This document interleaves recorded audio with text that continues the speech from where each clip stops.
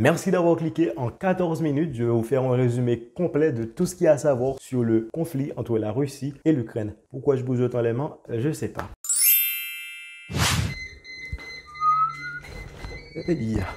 Salut James, de retour avec une nouvelle vidéo. Bref, cela fait déjà plus d'1 mois que les infos ne parlent plus que d'une chose. Bombardés sans relâche depuis... N'ont pas réalisé de percée majeure. La defensa se reunió con Putin.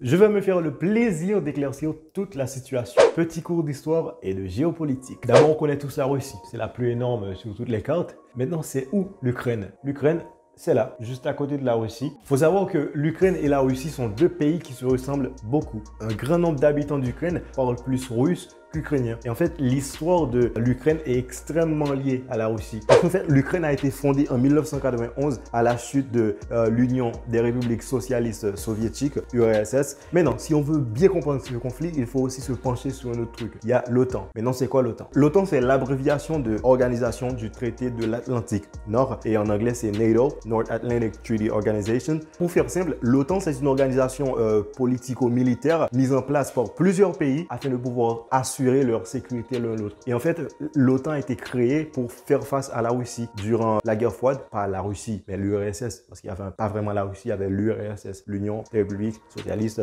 soviétiques. Tu m'as compris? Alors, l'OTAN a été créée pour contrecarrer l'URSS durant la guerre froide. Et l'OTAN comprend aujourd'hui plus de 30 pays. Et il y a un article de la charte de l'OTAN, l'article 5, qui stipule que si jamais un seul pays membre de l'OTAN est attaqué, c'est comme si tous les autres pays sont aussi attaqués. Je prends un exemple, hein? C'est juste un exemple. Si jamais la Russie attaque la Pologne, qui est un pays membre de l'OTAN, tous les 29 autres pays de l'OTAN, dont les États-Unis, seront obligés de défendre la Pologne et rentrer en guerre contre la Russie. Maintenant qu'on a identifié les concernés, c'est quoi l'histoire? Il faut savoir aussi que le président de la Russie, Vladimir Poutine, il est maintenant sur le pouvoir depuis près de 23 ans. Parce qu'en fait, le mec, il était premier ministre de 1999 à 2000. Il était président de 2000 à 2008. Puis il a laissé tomber la présidence pour retourner premier ministre de 2008 à 2012. Ensuite, il est remonté en tant que président de 2012 à aujourd'hui encore. Donc, ça fait 23 ans. Pour Vladimir Poutine, en fait, la chute de l'URSS, ça a été l'événement historique le plus marquant. Et son ambition profonde, c'est en fait de refonder cette union, l'URSS. Donc, tous les pays qui formaient l'URSS et qui sont maintenant libres, dont l'Ukraine, il veut en reprendre contrôle et réorganiser l'union. Du coup, ça fait des années que l'Ukraine vivait sous la menace d'une invasion russe. Et cette invasion a commencé en 2014. Tu vas me demander, mais qu'est-ce qui s'est passé en 2014? Écoute, en 2014, il s'est passé que la Russie a annexé la Crimée. La Crimée qui est cette péninsule, qui est un territoire ukrainien normalement. Mais les Russes sont venus, ils ont dit, c'est mon territoire maintenant, ok? Maintenant, vous vous calmez, wesh. Et le 16 mars 2014, il y a eu un référendum pour approuver l'annexation de la Crimée à la Russie. Et 97% de ceux qui ont participé à ce référendum, ils ont dit oui. Genre, les habitants de la Crimée, ils étaient d'accord que la Russie prenne le territoire. Il faut savoir qu'à cette période, beaucoup d'Ukrainiens étaient en faveur de la Russie. Quasiment tout le sud de l'Ukraine était pro-russe. Et il y avait même plusieurs manifestations en faveur des Russes. Genre, il y avait des Ukrainiens en Ukraine qui brandissaient le drapeau de la Russie dans la rue, qui étaient pro-russes. C'est à ce moment-là aussi qu'a commencé la guerre du Donbass. La guerre du Donbass, ça va être très important à retenir pour bien comprendre le conflit. En fait, Donbass, le nom est bizarre, mais c'est pas là le sujet. Donbass, c'est cette région-là, dans le sud-est de l'Ukraine. C'est là où se situent ces deux villes, Donetsk et Lugansk. Et le 11 mai 2014, des référendums ont été organisés en fait dans ces deux villes-là, Donetsk et Lugansk. Ils ont organisé des référendums pour déclarer leur indépendance. Et la réponse de ces référendums a été toutes les fois oui. Ça veut dire que les habitants de Lugansk et de Donetsk, ils ont déclaré leur indépendance. Ils veulent être indépendants du gouvernement ukrainien. Et ce qui s'est passé, c'est que ni l'Europe ni le gouvernement ukrainien n'ont reconnu ces référendums. Cela veut dire que pour le gouvernement ukrainien et pour l'Europe, Donetsk et Lugansk n'étaient pas indépendants. C'était juste deux villes rebelles. Le conflit a donc poursuivi. Le 5 septembre 2014, il y a eu un premier cessez-le-feu qui a échoué. Puis en 2015, il y a eu un deuxième accord connu sous le nom de accord de Minsk II. Note ça. Ces accords ont conduit en fait à la séparation de la région du Donbass. Il y avait une partie contrôlée par le gouvernement ukrainien et l'autre partie où se trouvent notamment Donetsk et Lugansk. Ils ont été mis sous le contrôle des groupes séparatistes pro-russes qui se sont dit indépendants. Ça en est resté ainsi pendant plus de 6 ans jusqu'en octobre 2021 et c'est là qu'on rentre dans le vif du sujet actuel. Je sais pas c'est quoi en octobre. En octobre 2021, il y a quelques mois du coup, la Russie a commencé à amasser des milliers de soldats à la frontière de l'Ukraine. De octobre à février, les troupes russes sont restées à la frontière de l'Ukraine et pendant ce temps, il y a eu des négociations diplomatiques avec les autres pays, notamment il y avait les États-Unis, la France et plein d'autres pays qui essayaient de négocier avec la Russie pour qu'ils enlèvent leurs troupes. Vladimir Poutine, en fait, le président de la Russie, il avait posé des conditions claires, pour enlever ces troupes de la frontière de l'Ukraine. Et l'une de ces conditions était que l'Ukraine ne puisse jamais intégrer l'OTAN. L'OTAN, on en a parlé tout à l'heure. L'Ukraine ne fait pas partie de l'OTAN, mais depuis plusieurs années, ils essayent de se faire une place dans l'OTAN. Et ça fait peur et ça agace Poutine. Parce qu'en fait, à chaque fois qu'un pays intègre l'OTAN, les autres pays membres de l'OTAN, dont les États-Unis, ils viennent, ils y placent leurs bases militaires, ils y placent leurs missiles, ils y placent leur défense anti-aérienne. Et ça fait peur à Poutine. Parce qu'en fait, la Russie est déjà entourée par des pays de l'OTAN. Le 15 février 2022, la Chambre basse de la Fédération de Russie, la Chambre basse de Russie, a demandé au président Vladimir Poutine de reconnaître l'indépendance des régions du Donetsk et du Lugansk, qui sont les zones contrôlées par les groupes pro-russes. On en a parlé tout à l'heure. Et le 21 février 2022, Vladimir Poutine ne se fait pas attendre. Il annonce officiellement qu'il reconnaît l'indépendance de ces deux républiques autoproclamées. Et le lendemain, il annonce que les accords du Minsk, qui assuraient un cessez-le-feu entre la Russie et l'Ukraine, sont mis aux oubliettes.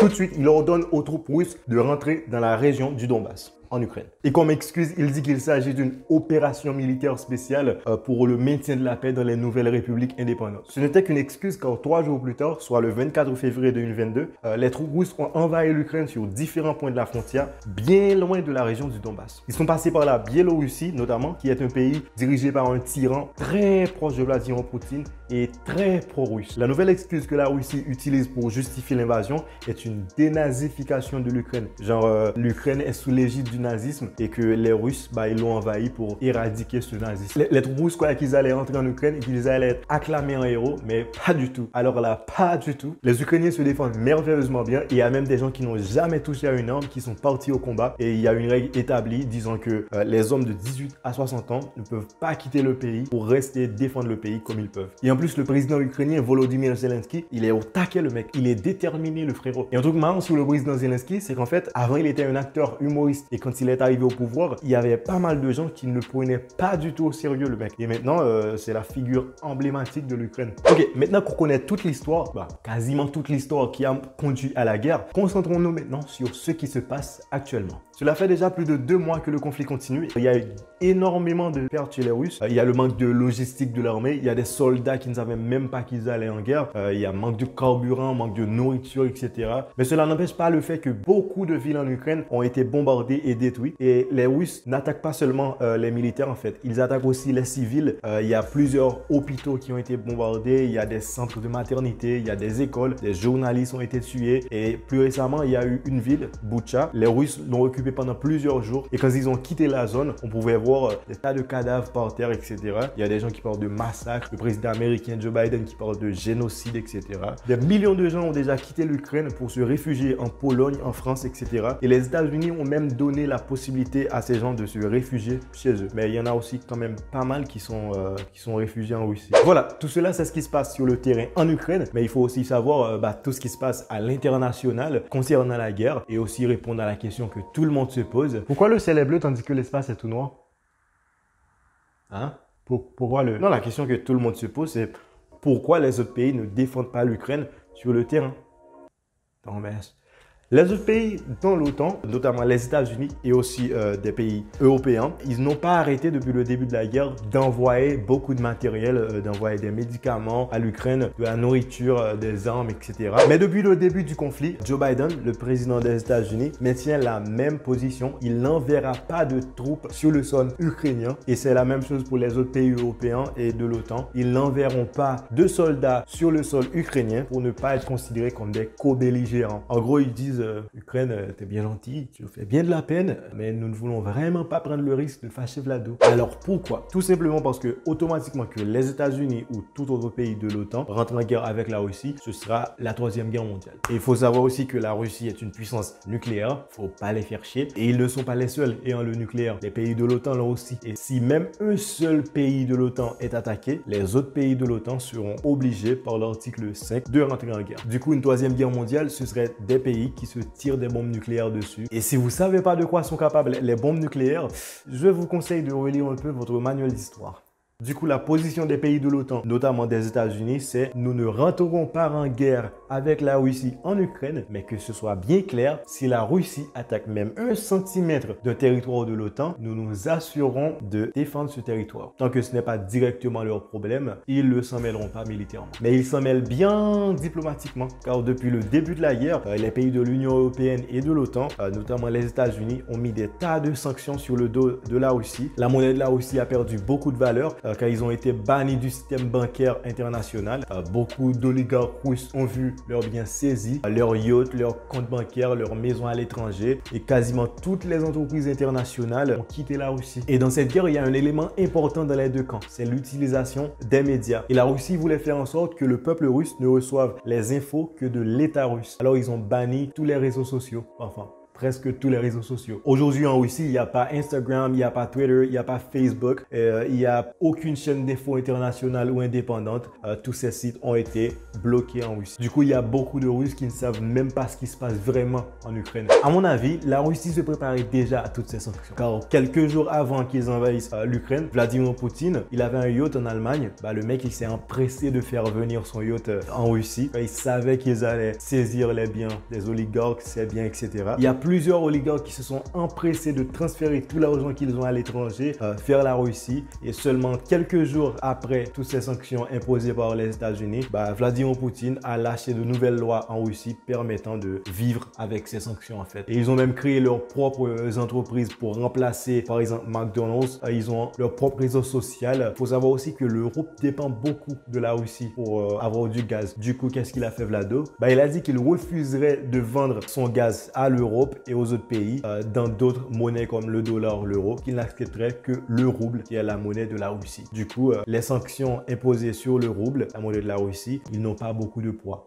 Ça c'est pour l'Europe. Les États-Unis, eux, ils ont carrément arrêté d'acheter du gaz de la Russie. Ils se sont tournés vers leurs propres réserves et vers d'autres pays. Du coup, le prix du gaz augmente partout dans le monde. Maintenant, comment ça va finir ou comment ça pourrait finir? La Russie voit clairement que sa mission est un échec. Du coup, ils savent très bien qu'ils ne pourront pas avoir toute l'Ukraine. Il y a encore des négociations entre l'Ukraine et la Russie et le président de l'Ukraine, Zelensky, a dit qu'il serait prêt à accepter certains termes de Poutine, notamment le fait de renoncer à son ambition d'intégrer l'OTAN. Maintenant, pendant que je tourne cette vidéo, la guerre est encore là, mais la Russie a enlevé ses troupes de la capitale Kiev pour se concentrer sur les régions du Donbass. Bref, voilà tout ce qu'il faut savoir sur le conflit en Ukraine. Ça fait plus de 15 minutes que je parle. Je crois avoir tout dit. Pour ceux que j'ai pas eu le temps de dire, on continuera la conversation dans les commentaires. Merci d'avoir regardé la vidéo. N'hésite pas à t'abonner, surtout à liker. J'ai passé beaucoup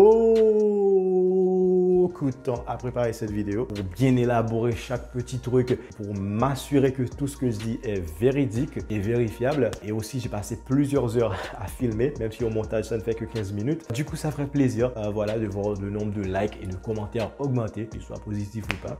On se retrouve quand on se retrouvera pour une nouvelle vidéo. Ciao! Let's go. Et pendant ce temps, il y a eu des négociations. Ce n'était qu'une excuse car 3 jours plus tard, soit le 20... Ce n'était qu'une excuse car...